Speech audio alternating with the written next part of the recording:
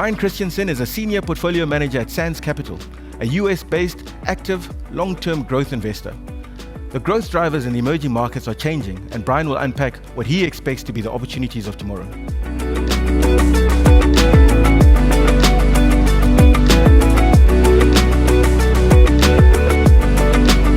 Thank you, Ray, for that introduction, and thank you to Momentum for hosting this event, and for all of you for listening in. As you're aware, the title for my presentation today is Capturing Sustainable Growth in Emerging Markets. And at our firm, we have about 3 decades of applying a growth equity investment philosophy on a global basis. And based on that, we believe we've developed some pattern recognition. And one of the biggest things that we've seen historically is that opportunity often lies at the intersection of change and innovation. And we would assert, looking forward over the next decade, that we're actually seeing an accelerating pace of a change and innovation in the emerging markets. And so what we thought we would share is how we view the world, how we try to separate the signal from the noise, and how to be positioned to take advantage of some of that change and innovation.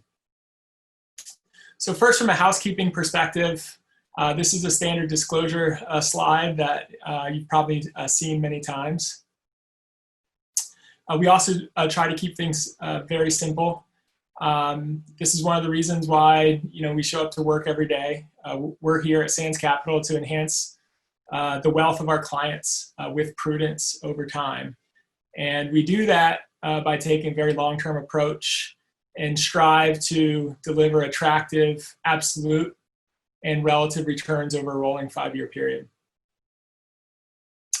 We only do one thing, and I think this helps from a context perspective when we start getting into how we view the world and how to take advantage of what we're seeing going forward. We do one thing, and that is we are active, long-term investors in leading innovative growth businesses on a global basis. We take a concentrated, conviction-weighted approach, investing in 35 to 40 businesses, owning them for very long periods of time. And if we can own a business for a decade or longer, we absolutely will, and we've done that in the past. And then finally, we invest across venture, private equity, as well as public equities, and about $60 billion in total in assets. The bulk of that is in public equities. So one of the questions that we often get about the emerging markets in particular, when you take that long-term view, is how can you look that far out into the future, given the level of headlines that we're often seeing? And this is particularly present during a time like this. And what we try to do is focus more on what we believe is predictable. This is an illustration of the type of headlines that we've been seeing. And even if you put COVID-19 and the pandemic aside for a moment, over the last decade, there's been a lot of noise. You've had changes in Fed policy rates, China trade wars, massive volatility in commodity prices. You've had NAFTA renegotiations, nationalistic leaders that are saber rattling. So there has been no shortage of significant headlines that have been impacting the markets over the last decade. And then you add COVID. And I think COVID just is another wrench in the world of macro headlines. And so again, what we try to do is separate the signal from the noise. We try to zoom out and look over the next 5 years rather than the next 5 weeks or 5 quarters. And we try to focus on what's predictable. One of the things that we talk about internally, which I think is an important concept, is the concept of predicting versus projecting. And the two, or the main difference between those two things is actually conviction. And so what we did here is we have illustrate one of our fundamental beliefs and why we think a long-term approach to investing just in general makes a lot of sense. One of our fundamental beliefs is that over the very long term, earnings power tends to be the predominant predictor of long-term stock price appreciation. Now, this chart for data purposes is actually of the US because it allows us to go back over 60 years worth of data from Bloomberg. But when you run the data in EM and also on the portfolio that we run at Sands, the story is very similar. That when you're measuring over rolling longer term periods, earnings power tends to be the primary predictor of long-term stock price appreciation. Now, in addition to that concept, there's one other concept that we think is very important to keep in mind, and that's the power of concentration. And what we did here is we took some data, and what it demonstrates is that over the last 90 plus years, the history has shown in the US that it's been approximately less than 1% of firms that have actually created 40% of the total net value in common stocks in the US. And interestingly, it's as much as almost 60% of firms that have created no value. And so there's definitely an element that you want to be fishing, so to speak, in the top 1% while avoiding everything else. So with those two fundamental perspectives about stock price appreciation following the earnings power of businesses over the long term, in terms of being the most significant predictor, as well as a disproportionate value being created by a select number of companies, the natural question is, what is an effective playbook for capturing that long-term sustainable growth within the emerging markets? And we posit that there's, a couple primary things to pay attention to within that playbook. The first is taking a private equity-like approach to investing in public equity markets. And when you take, what we call a business owner's mindset, it changes how you think about a lot of aspects of investing. For example, one of the things that it does is it really focuses you and makes you realize that you want to own great businesses, what you believe are a truly select group of exceptional businesses, and you want to own them for long periods of time, businesses that you think can compound earnings or double earnings over a 3, 4, 5 year period. And you don't want to be a tourist, a short-term tourist in investing in inferior businesses. It also makes you think about risk differently. Risk from a business owner's perspective is business impairment. It's a deviation from your long-term investment plan and the expectations and the earnings power of a business. It's not really stock price volatility or shorter-term price swings. I mean, the way to think about it from a business owner's perspective is that you care about the price you pay up front, you care about the earnings power of that business over your holding period, and you ultimately care about the price and valuation at which you're exiting that business 5, 10 plus years later. You care less about the path along the way. And if anything, from that perspective, volatility in a great business isn't a risk, it's an opportunity. I also think it makes you think about valuation a bit differently. With a business owner mindset, you think about valuation relative to long-term growth prospects, relative to short-term earnings. And then finally, it makes you think about active ownership and stewardship a bit differently. From an active ownership and stewardship perspective, a business owner's mindset leads you to engage on long-term strategy relative to or versus next quarter's earnings for perspective. I also think in concluding on this concept of this, private equity mindset in the public equity markets, you also come to the realization with a business owner's mindset that most businesses aren't special. That actually most businesses do revert to the industry level growth mean.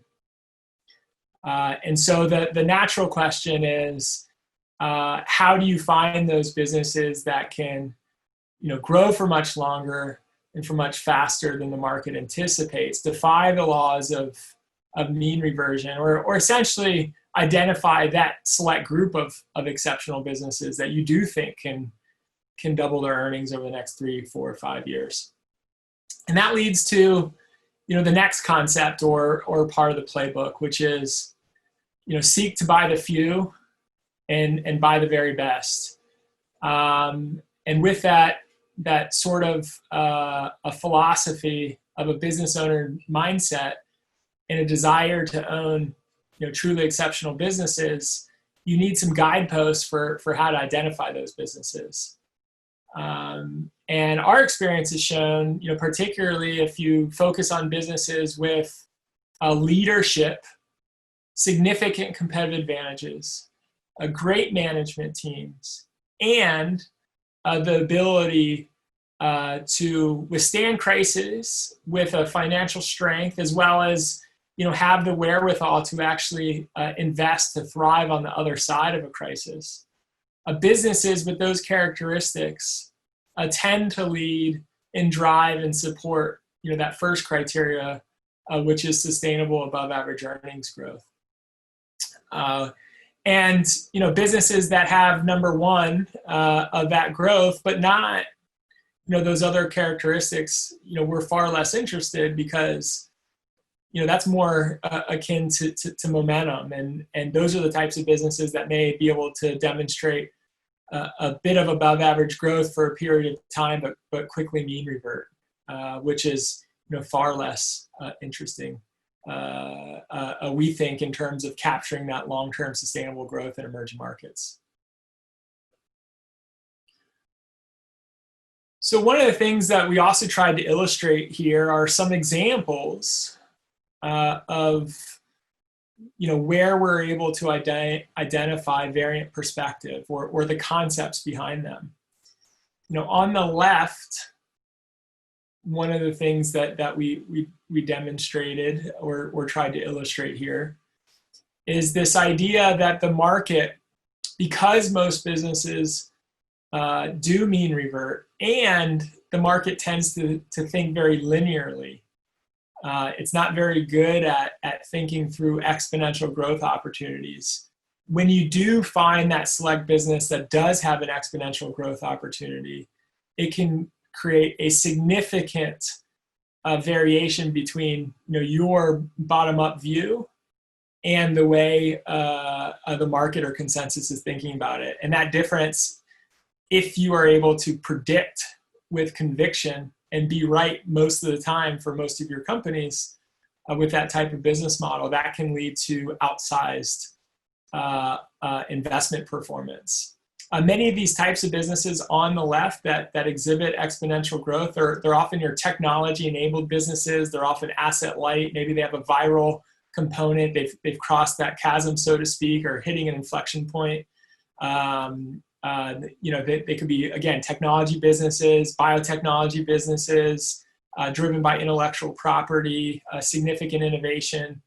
Those are the types of business models that can often lead to outcomes similar to what we see on the left. On the right, what we're illustrating is sort of what we call internally as businesses that sell needs versus wants.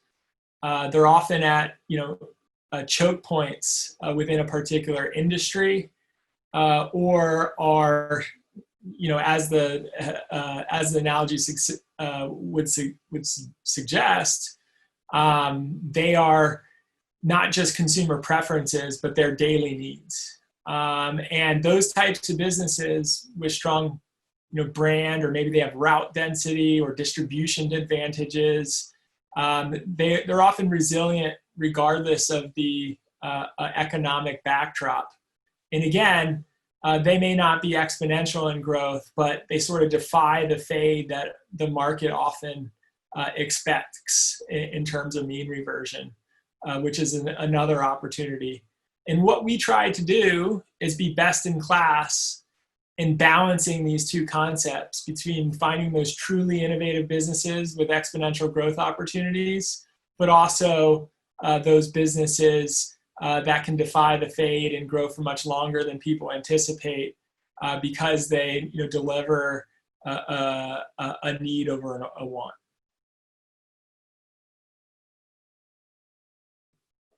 And on this slide, what we tried to do is also bring it back to that concept of change. The emerging markets opportunity set of today looks very different than that of a decade ago. In fact, we've run some numbers on how the index composition's changed over time, but the MSCI EM index has 80% increase over the last decade approximately in terms of the number of constituent businesses in it.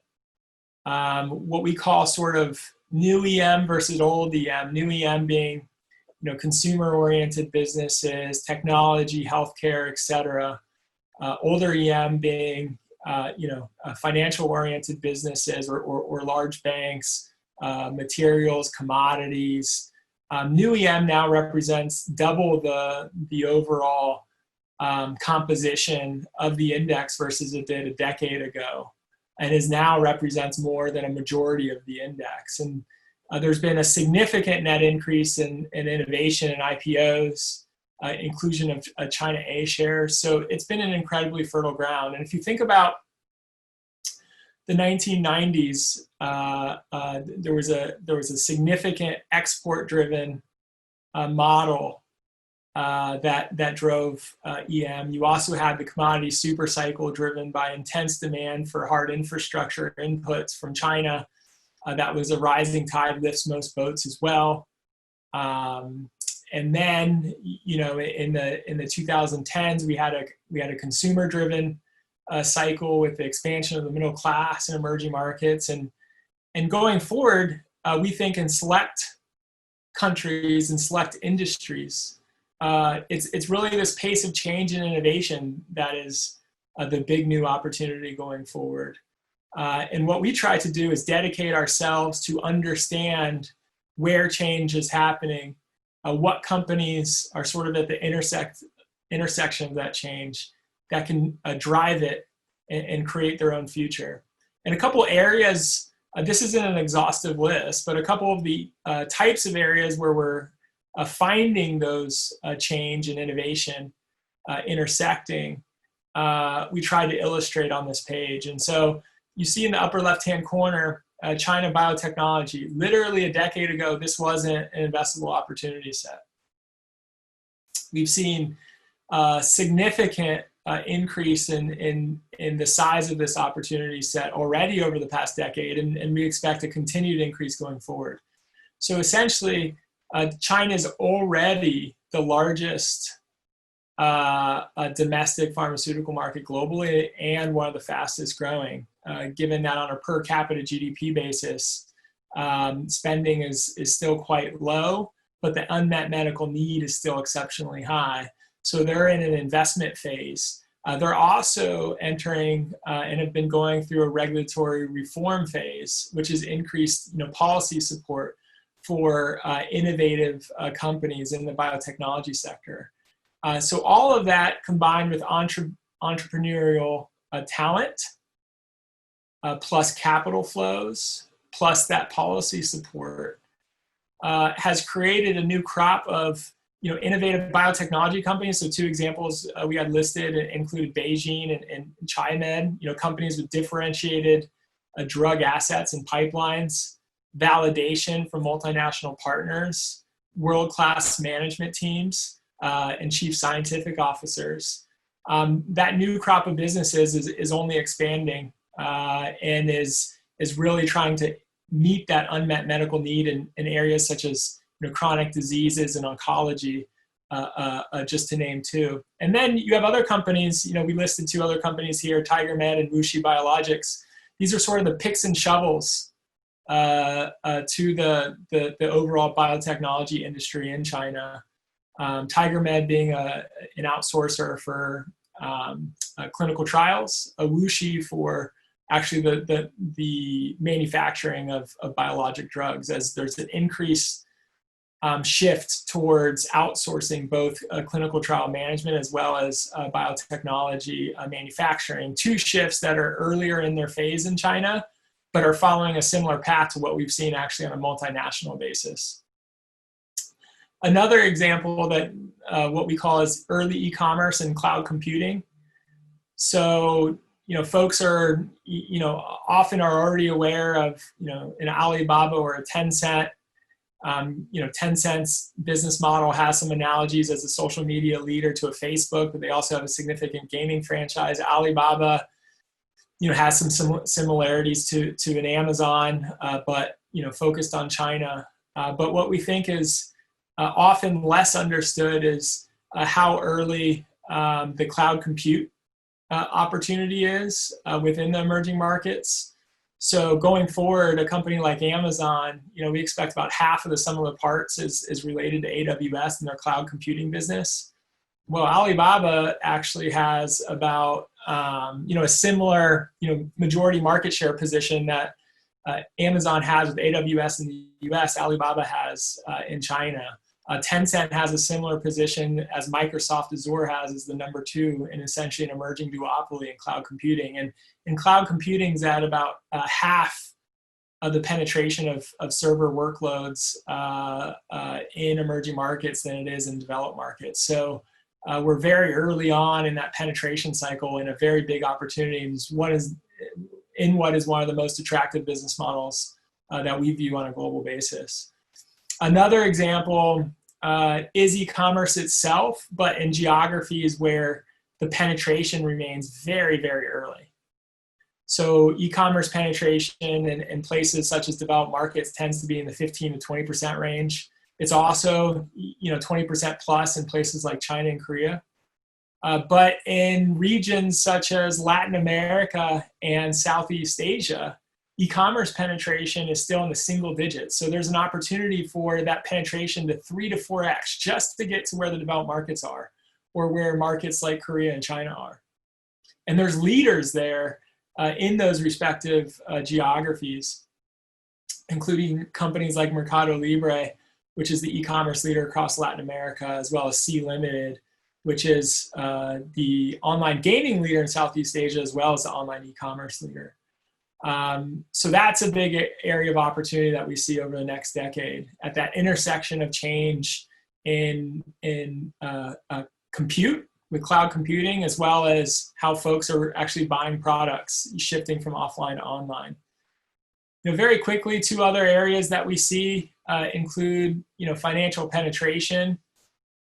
Approximately a third of the world's adult population remains unbanked, and almost all of them are actually in the emerging markets. And there's a crop of both traditional levered and unlevered, financial services firms that are adopting technology to increase penetration and are benefiting from that opportunity set going forward. And then there's a crop of completely new fintech oriented businesses, such as a PagSeguro.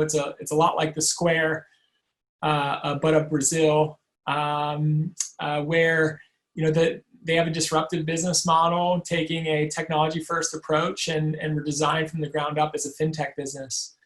Some of the other businesses that I described earlier, like C Limited and a Mercado Libre, there, rather than having standalone fintech businesses, you have significant fintech enterprises within those broader companies. So they're playing within that opportunity set as well. But the big idea is that those companies that can harness technology either within their existing businesses or completely new businesses redesigned around technology itself, they're the ones that we believe are going to be well set up to penetrate in a capital efficient, cost efficient way that large unbanked population in the emerging markets. And then finally, a lot of what we were talking about historically was how, companies are, relating to consumers in disrupting industries. But one of the things that we see is how companies are reorienting their back end and having a complete digital transformation. And they need service providers like a Globit to help them do that. There's essentially a duopoly in creative, innovative digital transformation that's customer facing for large Fortune 1000 companies as an outsourced provider. Accenture Digital Services is one of them. Globit, which is headquartered actually in Argentina, but has offices all around the world. That's another one. And they're not just an emerging markets leader, they're actually a global leader helping companies do that. And then you have companies that are completely re-envisioning what their industries look like. And whether that's taking the Nike playbook and completely going towards a direct-to-consumer like market opportunity. That's what Anta is doing in athletic sportswear and apparel in China. Or a company like New Oriental that has an offline after-school tutoring business, but has reinvented itself and has had a significant digital adoption and creating significant internet-related tools for online education in a hybrid model. And again, that's related to how companies are changing how they do business and reapproaching industries. And those are businesses that are capturing those opportunities. So, hopefully this gave you a sense for how we view the world, where we're seeing potential sustainable growth opportunities, and the playbook that we think can be most successful to capture those types of opportunities. And that includes zooming out and taking a long-term view with a business owner's mindset,